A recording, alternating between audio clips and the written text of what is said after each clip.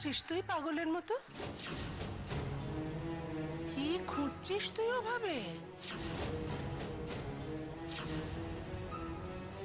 বেশ, আমি করির বিয়ের দায়িত্ব নিলাম। আজ আপনাদের সকলকে আমি কথা দিয়ে যাচ্ছি, আগামী 1 মাসের মধ্যে আমি করির বিয়ে দেব। তুই ধরা পড়ে গিয়েছিস।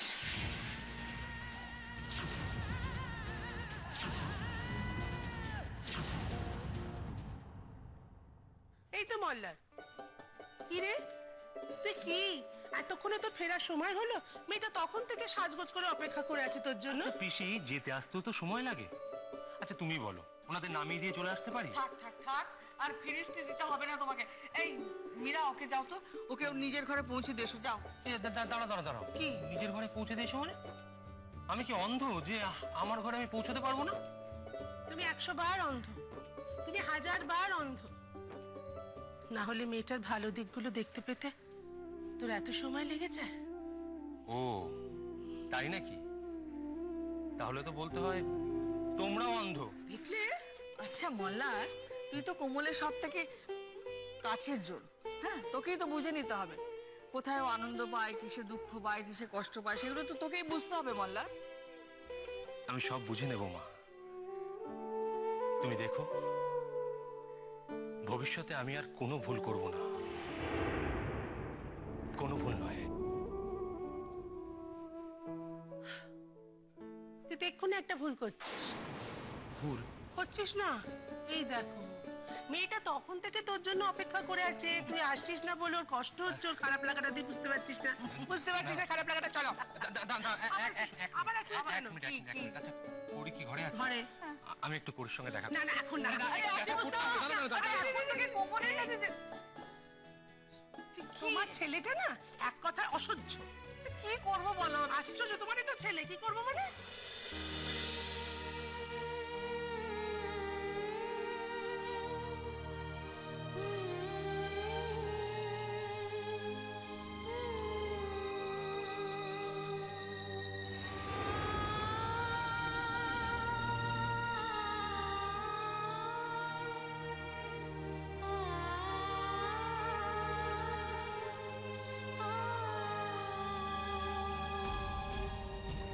করির বিয়ে দিয়ে কিছু হয়নি, কিন্তু তাহলে ওনার মাথায় সিঁদুর কেন? ওটা একটা অ্যাক্সিডেন্ট। যে বললেন দুর্ঘটনা, কিন্তু আমার কেন মনে হচ্ছে যে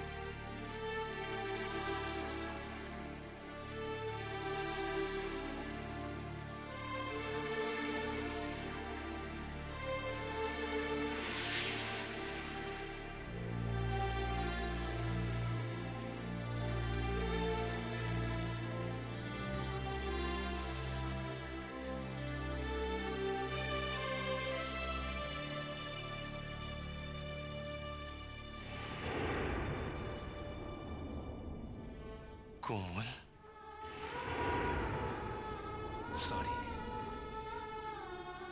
সরি কোমল, আজকের দিনেও তোমাকে এতক্ষণ অপেক্ষা করতে হলো।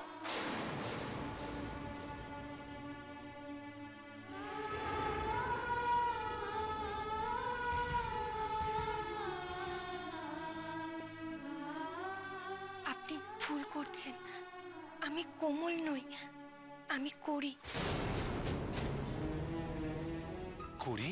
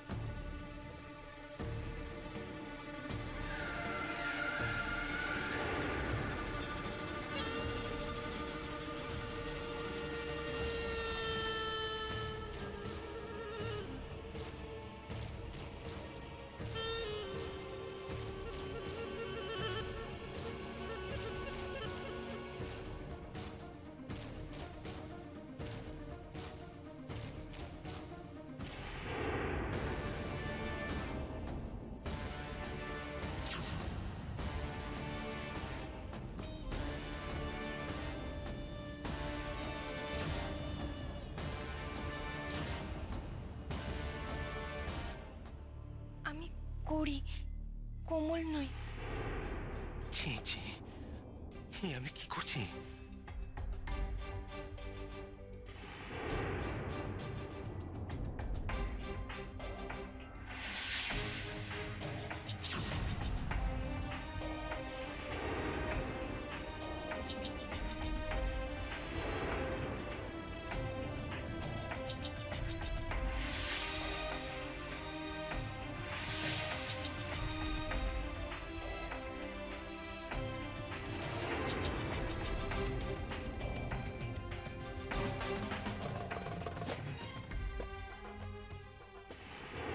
না মানে ও তো শাড়ি টাড়ি বিশেষ পরে না একটা। সে কি, আজই তো শাড়ি পরে আমাদের বাড়িতে গেল। কি জানি বাবা, আজকেই হঠাৎ বললো যে শাড়ি পরো। তুমি করি তো? কিন্তু তোমাকে এইভাবে শাড়ি পরতে শেখালো কে? কে শেখালো করি?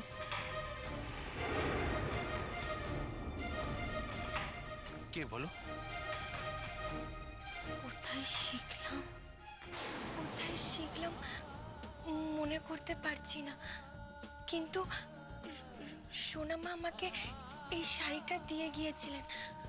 আমি শাড়িটা পরে ফেলেছি, কিভাবে পরেছি তাও খেয়াল হচ্ছে না।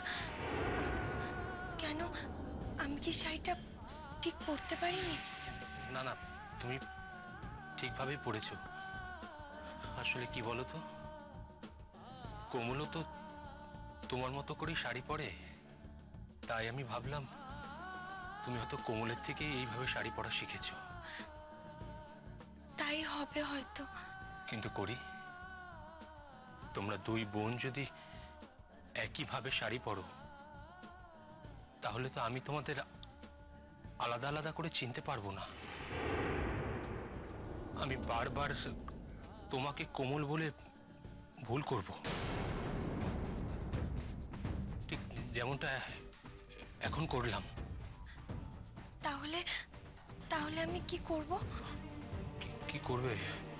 উপায় দাঁড়াও, আমার কাছে আছে।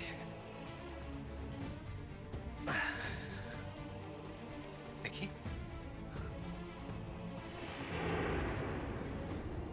এই হলো কড়ি। কিন্তু কড়ি, আরেকটা কথা, তোমার মাথার সিঁদুরটা তুমি ধুয়ে ফেলো, তাহলে আমি ভালো করে বুঝতে পারবো কে কোমল আর কে করি।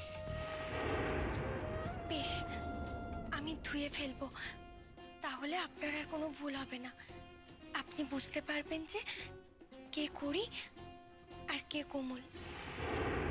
তুমি আজ সিঁদুরটা ধুয়ে ফেলো, কিন্তু তুমি আবার সিঁদুর পরবে যেদিন তোমার বিয়ে হবে। সেই দিন অন্য কোনো একজন তোমাকে সিঁদুর দিয়ে রাঙিয়ে দেবে নতুন ভাবে, যার অধিকার থাকবে তোমাকে সিঁদুর পরিয়ে দেওয়ার। আর আমি আমি ব্যবস্থা করব তোমার মাথায় কি করে পাকাপাকি ভাবে সিঁদুর রাখা যায়। তোমার বাড়ির লোককে আমি কথা দিয়ে এসেছি, আগামী 1 মাসের মধ্যে আমি তোমার বিয়ে দেব। এবার আমি যাই। Good night. কোমল আমার জন্য অপেক্ষা করে আছে। মল্লার বাবু,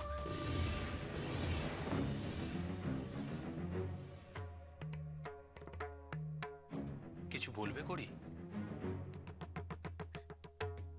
আমি আপনাকে একটা প্রণাম করব। প্রণাম? কেন প্রণাম কেন করবে? আপনি আমার জন্য যা করছেন তার যোগ্য আমি নই। আমি শুনেছি আমি আপনার অনেক ক্ষতি করেছি, তবুও আপনি আমার সব অপরাধ ক্ষমা করে আমাকে এই বাড়িতে ঠাঁই দিয়েছেন।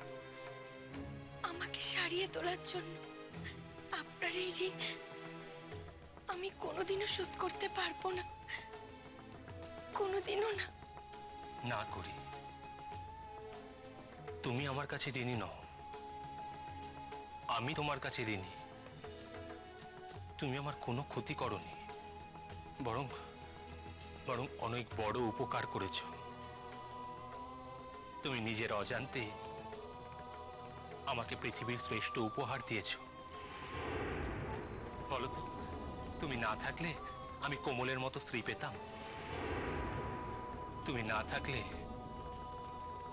আজকের দিনটা আমার জীবনে আসতো? কোনোদিনও হয়তো ফিরে আসতো না।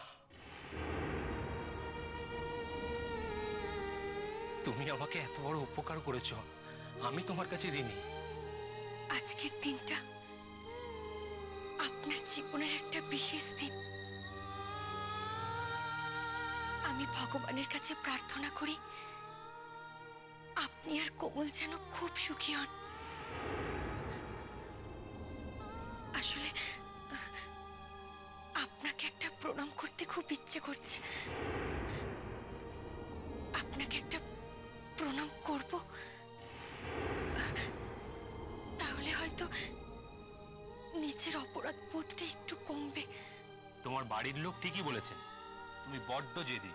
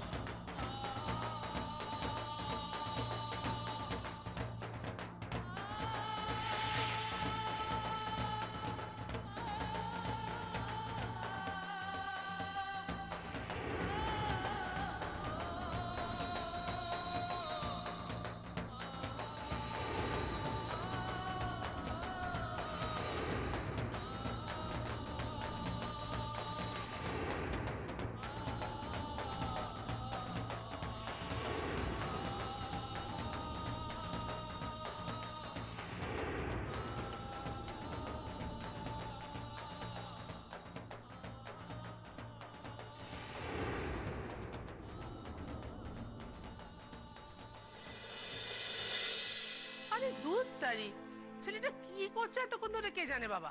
মীরা মীরা মল্লারকে ডাকো, আর পাচ্ছি না, ভীষণ ঘুম পেয়েছে আমার। আশ্চর্য, ফুলসজ্জার রাতে সে শালির সঙ্গে কি এত কথা বলছে কে জানে। কি জানি বাবা। আচ্ছা করিকেই ডাকো না, করি গিয়ে মল্লারের ঘরে পৌঁছে দিয়ে আসো।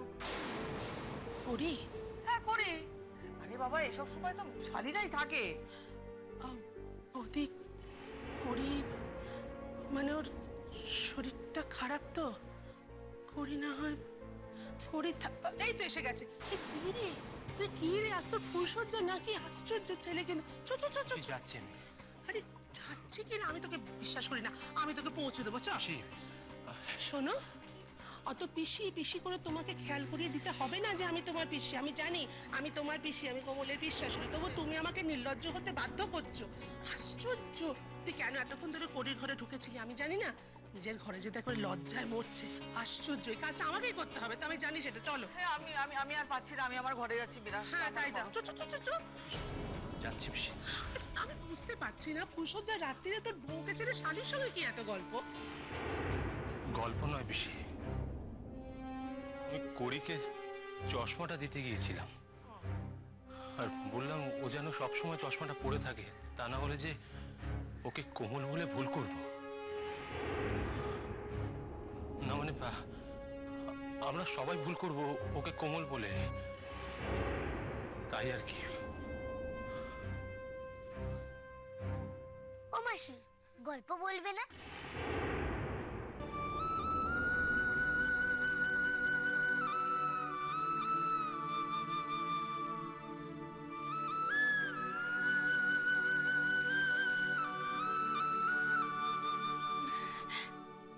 বলবো তো, গল্প বলবো। বলো, তোমরা কি গল্প শুনবে?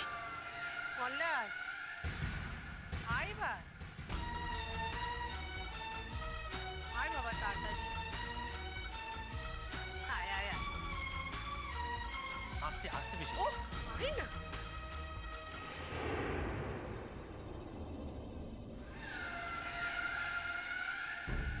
দেখ, দেখে শেখ, কেমন লক্ষ্মী মেয়ে, খাটের ওপর ঠিক যেমন করে বসিয়ে দিয়ে গেছে তেমন করে ঠায় বসে আছে।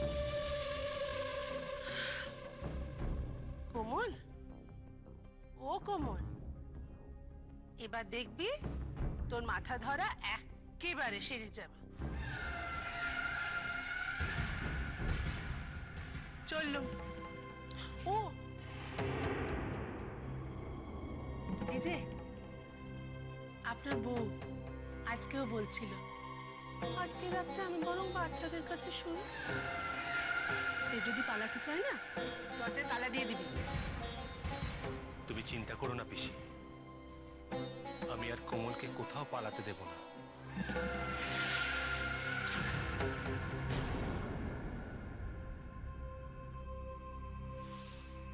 না, তাড়াতাড়ি ঘুমিয়ে পড়ো।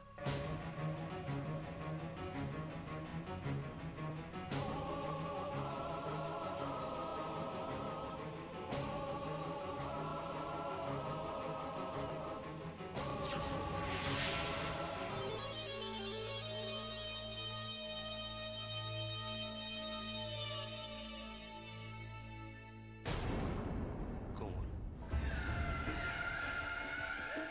আমার দিকে তাকাও।